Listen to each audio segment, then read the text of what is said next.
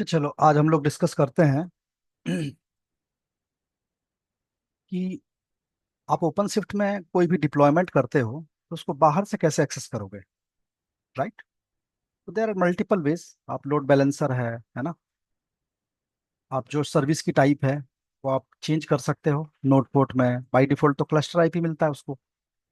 जब आप एक सर्विस जब आप एक डिप्लॉयमेंट इंस्टॉल क्रिएट करते हो तो उसके बाद आप उसको एक्सपोज करते हो। राइट। तो बाय डिफॉल्ट उसको क्लस्टर आईपी मिलता है।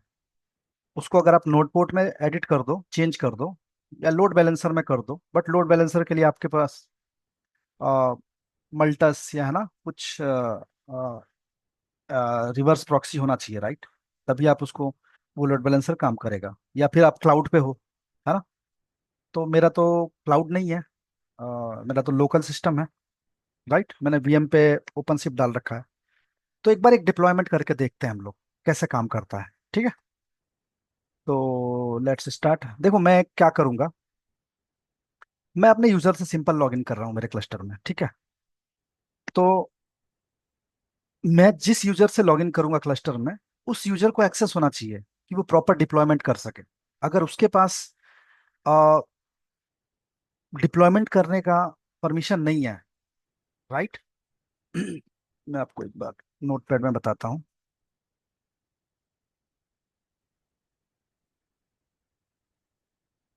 ठीक है।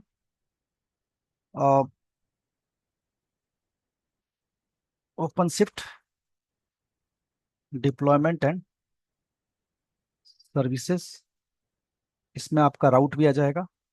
ठीक है। और एक्सपोज कैसे करते हो वो भी आ जाएगा। ठीक है। तो ये सारी चीजें आ जाएगी।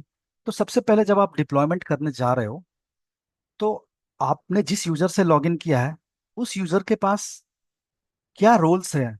अगर वो रोल डिप्लॉयमेंट का है तो ही आप डिप्लॉयमेंट कर पाओगे, अदरवाइज आपको वो फॉरबिडन का एरर दे देगा। राइट। तो जैसे मान लो कि मेरे पास ये क्लस्टर है, तो मुझे सबसे पहले ये देखना है कि भाई मैं कौन से यूजर से लॉगिन हूँ। राइट। तो ओसी हु एम आई। राइट। तो मैं क्यूब एडमिन से लॉगिन हूँ। अगर आप किसी दूसरे यूजर से लॉगिन करना चाहते हो, ठीक है, तो आपका जो ओपन शिफ्ट का क्लस्टर का जो एडमिन बंदा है वो आपको यूजर आईडी प्रोवाइड करेगा। राइट। और ये आप इस तरह से आप लॉगिन करोगे। जैसे मान लो कि आपके पास टेस्ट यूजर है या डिप्लॉयमेंट यूजर है, तो आप यहाँ पे, एक मिनट मेरा सिस्टम हैंग हो गया। ठीक है। तो जैसे मैं यहाँ पे ये करता हूँ। राइट। तो अभी मैंने क्यूब एडमिन से लॉगिन किया है। ये मेरा क्यूब एडमिन का टोकन है, या इसको पासवर्ड कह लो। ठीक है। और ये जो है उसका क्लस्टर का लॉगिन लिंक है। ठीक है। क्लस्टर का लिंक है। तो मैं इस क्लस्टर में लॉगिन कर रहा हूँ यूजिंग पोर्ट 6443। ठीक है। तो मैं क्यूब एडमिन से भी लॉगिन हूँ। ओके। तो मैं क्या करता हूँ, अभी एक डिप्लॉयमेंट करता हूँ। ठीक है। सिंपल एक डिप्लॉयमेंट कर रहा हूँ और उसको हम बाहर से एक्सेस करेंगे। तो मैं ये डिप्लॉयमेंट ले लेता हूँ। ठीक है। और मैं इस डिप्लॉयमेंट का नाम देता हूँ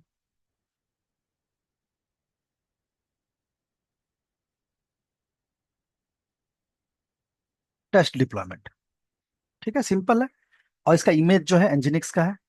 और मैं इसका रेप्लिका दे रहा हूँ 2। आप चाहो तो 4 भी दे सकते हो। ठीक है, मैं एक रेप्लिका दे रहा हूँ 4। तो ये पुल करके लाएगा इमेज और 2 रेप्लिका बनाएगा और एक डिप्लॉयमेंट क्रिएट करेगा। और डिप्लॉयमेंट के अंदर क्या रहेगा, रेप्लिका सेट। तो रेप्लिका सेट जो है वो रेप्लिका को मैनेज करेगा। ठीक है। मैंने इसको रन कर दिया। मैंने कोई भी नेम स्पेस नहीं दिया है, तो ये डिफॉल्ट नेम स्पेस में डिप्लॉय होगा। अभी मेरा डिप्लॉयमेंट जो है वो टेस्ट हाइफन डिप्लॉय जो है वो क्रिएट हो जाना चाहिए। तो अगर मैं देखूँ तो ओ सी गेट डिप्लॉय कर रहा हूँ। ठीक है। मैं कौन से नेम स्पेस में हूँ, अगर आप क्यूब एन एस दोगे तो यहाँ पे दिखा देगा। तो मैं अभी डिफॉल्ट नेम स्पेस में हूँ, ग्रीन कलर आ रहा है ना, तो मैं अभी डिफॉल्ट नेम स्पेस में हूँ। ठीक है। तो ओसी गेट डिप्लॉयमेंट कर रहा हूँ। देखो टेस्ट डिप्लॉयमेंट आ गया। और 2 बाई 2, मतलब डिप्लॉयमेंट मेरा क्रिएट हो गया। ठीक है। अगर मैं ओ सी गेट पॉड करता हूँ, तो देखो टेस्ट डिप्लॉयमेंट के दो अ, जो ये हैं ये चल रहे हैं मेरे। ठीक है, दोनों हेल्दी है, 1 बाई 1 1 बाई 1। ठीक है, मतलब मेरा पॉड एक कंटेनर जो है वो चल रहा है। ठीक है। अभी मैं इस डिप्लॉयमेंट को एक्सपोज करूंगा। ठीक है, बिकॉज अभी इसको मैं बाहर से एक्सेस नहीं कर सकता, मैंने इसको एक्सपोज नहीं किया है। तो एक्सपोज करने के मैंने पहले ही बताया बहुत सारे तरीके हैं, बट आज हम दो तरीके देखते हैं खाली। दूसरे तरीके हम बाद में देखेंगे, बिकॉज उसके लिए थोड़ा सा एडिशनल एफर्ट चाहिए। ठीक है।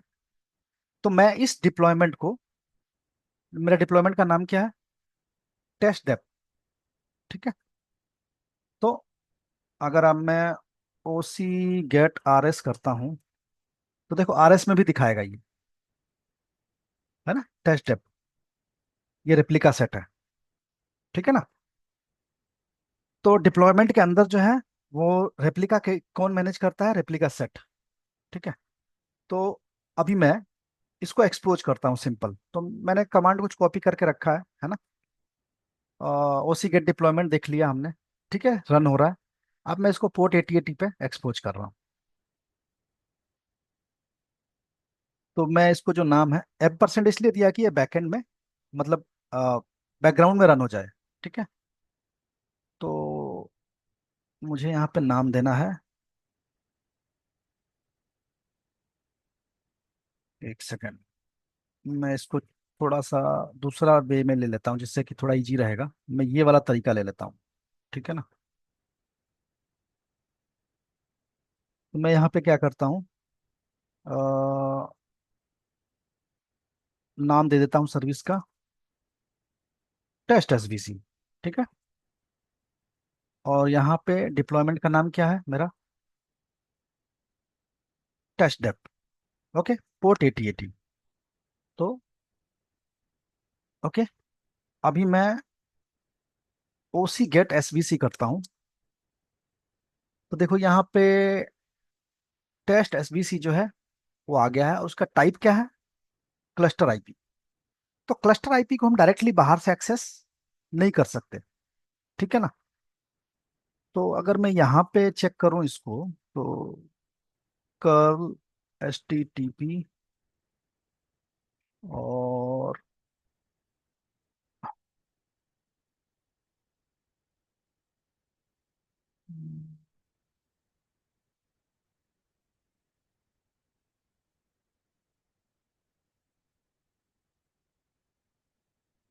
एक मिनट।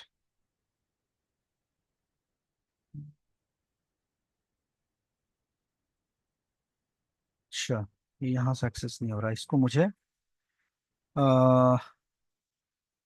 ओके। तो मैं क्या करता हूँ, ओसी एडिट एसबीसी टेस्ट एसबीसी। ठीक है। अब मैं इसको क्या करता हूँ, यहाँ से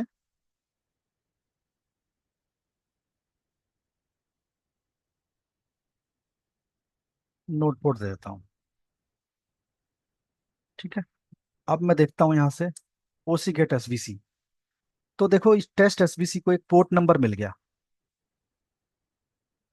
ठीक है। अब इस पोर्ट से मैं इसको एक्सेस करता हूँ। ओके। तो अब देखते हैं यहाँ पे एक्सेस हो रहा है कि नहीं। HTTP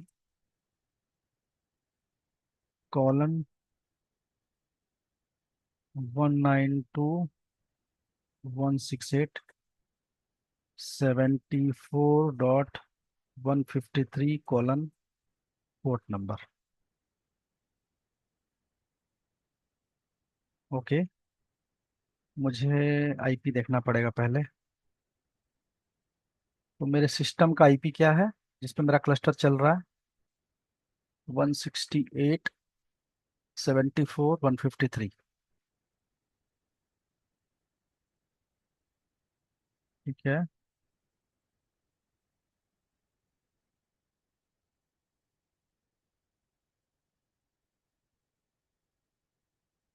ये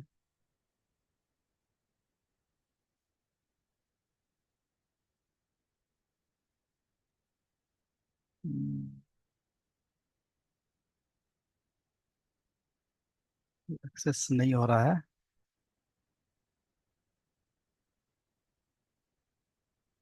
53।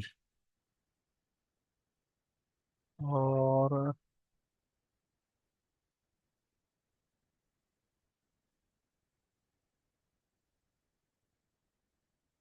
नोटबुक कर दिया। ठीक है। तो एक्सेस तो होना चाहिए।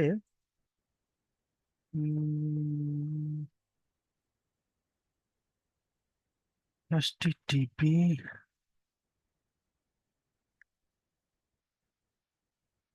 153 168 74.53। और पोर्ट नंबर है इसका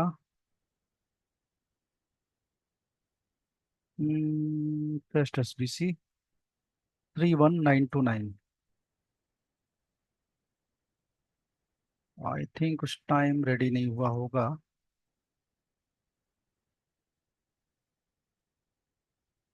this site can't be reached.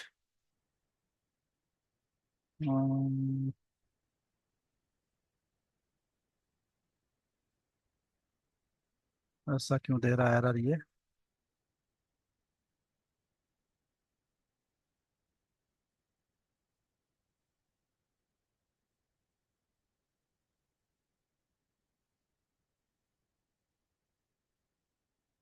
अच्छा, 133 है ये।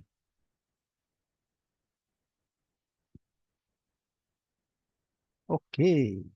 ये मेरा जो क्लस्टर का जो आईपी है 133 पे चल रहा है, ठीक है ना?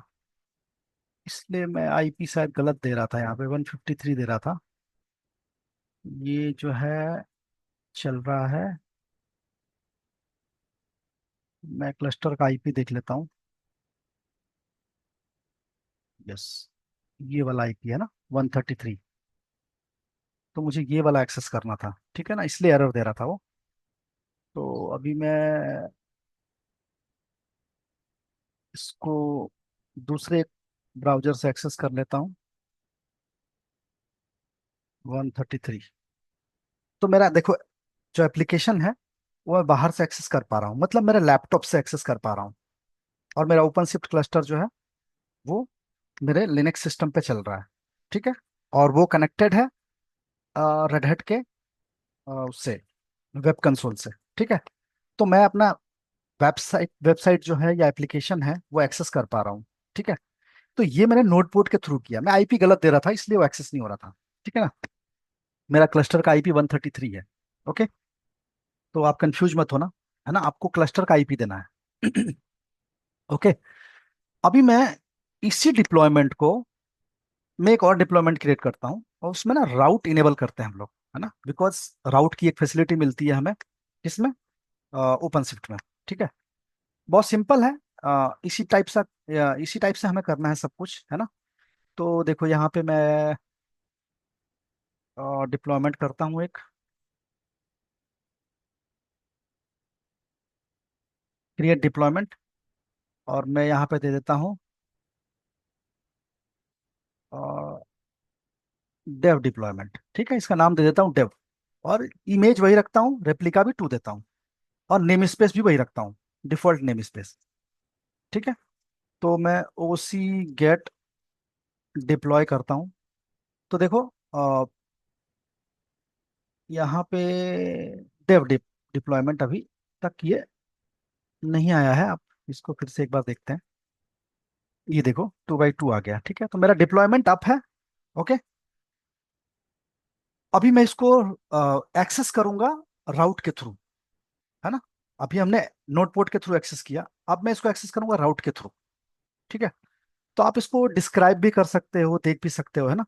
तो जैसे मान लो कि ओसी डिस्क्राइब डिप्लॉयमेंट, और फिर डिप्लॉयमेंट का नाम दे दो डेव टैप, है ना। तो आप इसको पूरा मतलब देख सकते हो यहाँ पे, है ना, कि नेम स्पेस कौन से नेम स्पेस में रन हो रहा है ये, ठीक है, कब क्रिएट हुआ था ये। ओके। इस पे लेबल, जो डिफॉल्ट लेबल लगा, मैंने तो लेबल नहीं लगाया, बट जो भी डिफॉल्ट लेबल जो ओपन शिफ्ट लगाता है वो लग गया है इस पे। डिजायर्ड टू, ठीक है, और अवेलेबल टू, मतलब करंट स्टेट डिजायर्ड स्टेट दोनों सेम है, ठीक है। और स्ट्रेटेजी जो है इसकी वो रोलिंग अपडेट है बाय डिफॉल्ट, ठीक है। तो आपको स्ट्रेटेजी बहुत सारी मालूम होगी, राइट? कैनरी, रोलिंग अपडेट, है ना, ब्लू ग्रीन, राइट? तो वो स्ट्रेटेजी जो है वो यहाँ पे आप देख सकते हो, ठीक है। और बाकी आपको क्या देखना है, और ये सब तो हो गया, ठीक है। ये देखो स्केलिंग रेप्लिका सेट, है ना, राइट? तो अभी मैं इसको इस इस एप्लीकेशन को मैं बाहर से एक्सेस करता हूँ यूजिंग राउट, जो कि ओपन शिफ्ट का एक फैसिलिटी है ना। तो let's see how we can expose it. Expose का तो तरीका वही है, मैंने डेव डेव नाम दिया है ना मैंने, ओसी गेट डेव डिप्लॉयमेंट, ठीक है। तो ये मेरा डेव डिप्लॉयमेंट है। अभी मैं नेक्स्ट क्या करता हूँ, इसको मैं एक्सपोज कर देता हूँ, ठीक है। ये एडिट वाला हो गया था, तो मैं इसको एक्सपोज कर देता हूँ। तो मैं ये नेम स्पेस देने की जरूरत नहीं है, बिकॉज हम लोग ऑलरेडी इसी नेम स्पेस में है, राइट? तो मैं इसको नेम स्पेस नहीं दे रहा हूँ। और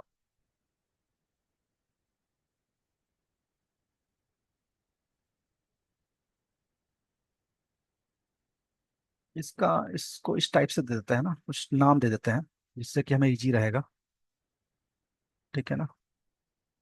कंट्रोल सी। तो मैं इसका नाम दे देता हूँ डेव एसबीसी, ठीक है। और मैं यहाँ पे डिप्लॉयमेंट का नाम दे देता हूँ डेव डेप, ओके। और मैं इसको एक्सपोज कर दे रहा हूँ। अभी मैं ओसी गेट एसबीसी करूंगा, तो देखो डेव एसबीसी क्रिएट हो गया है, बट ये क्लस्टर आईपी है। इसको नोटपोर्ट के थ्रू हमने करके देखा था, एक्सेस हो रहा है ना, काम कर रहा है। अगर मैं इसको राउट के थ्रू इनेबल करूं, है ना, तो करके देख लेते हैं। बहुत सिंपल है, एक सिंपल सा कमांड देना है आपको, है ना। तो आप यहाँ पे बस ये दे देना ओसी एक्सपोज एसवीसी, और आपको नाम देने की जरूरत नहीं है ना, बस ये देना है आपको। तो देखो यहाँ पे एसवीसी की जगह ये एसवीसी जो नाम है ना, वो नाम आप ये देना, टेव एसवीसी, ठीक है। पहले मैं कंट्रोल सी करता हूँ, ओसी गेट राउट। तो देखो यहाँ पे राउट में देखोगे तो आपको कोई भी चीज अभी नहीं दिखा रहा है ना, दूसरी मतलब इससे रिलेटेड डेव डेप्थ से रिलेटेड कुछ भी नहीं दिखा रहा है, राइट? तो मैंने कोई भी राउट अभी इस पे इनेबल नहीं किया है, तो अभी राउट इनेबल करके देखते हैं, ठीक है। तो राउट इनेबल के लिए बस ये वाला कमांड दे दो आप,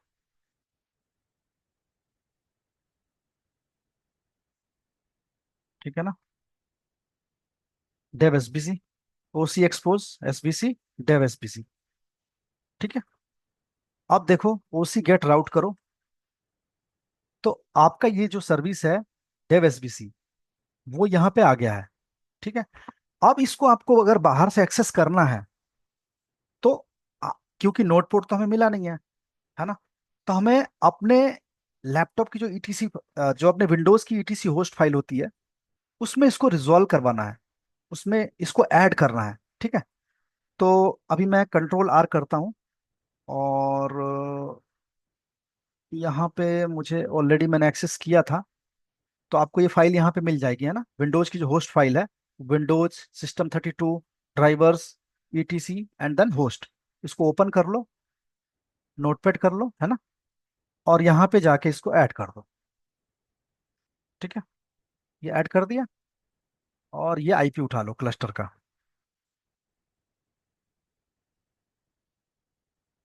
ओके। और अब इसको क्या करो, आप इसको सेव कर दो फाइल को, ओके। अब मुझे ये वाला एक्सेस करना है, इसको कॉपी कर लो, ठीक है। और मैं यहाँ पे गया, अब मुझे कोई पोर्ट वोट नहीं देना है ना, तो HTTP कॉलन कॉलन, और ये दे दो। देखो ये चल रहा है ना। तो इस तरीके से आप जो है अपनी अपने एप्लीकेशन को या डिप्लॉयमेंट को जो है आप अपने लैपटॉप्स के ब्राउजर से एक्सेस कर सकते हो, ठीक है।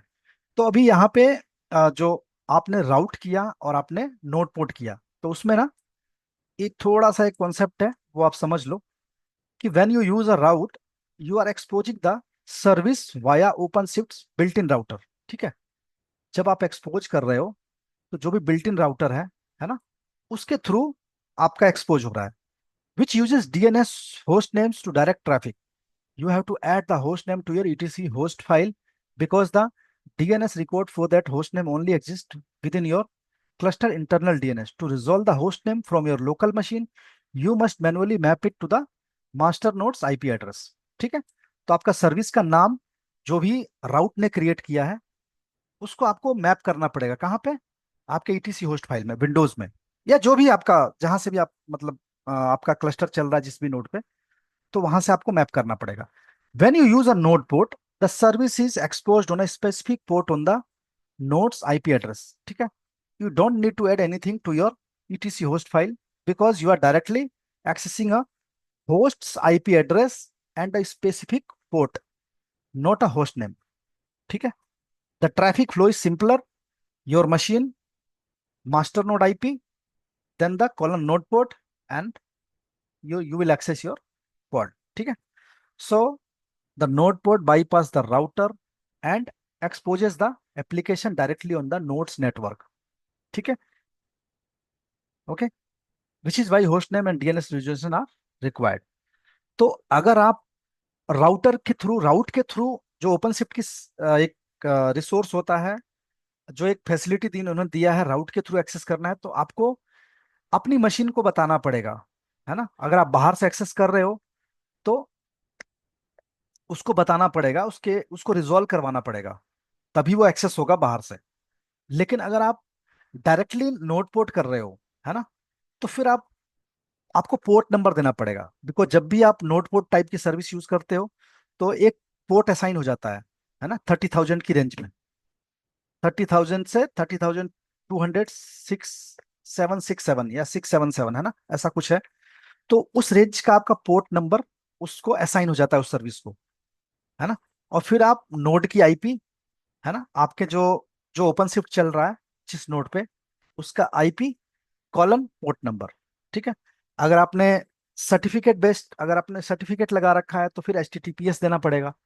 अगर आपका कोई सर्टिफिकेट नहीं है, अनसिक्योर है, तो आपको सिर्फ एचटीटीपी देना पड़ेगा और आपका सर्विस एक्सेस हो जाएगा, ठीक है।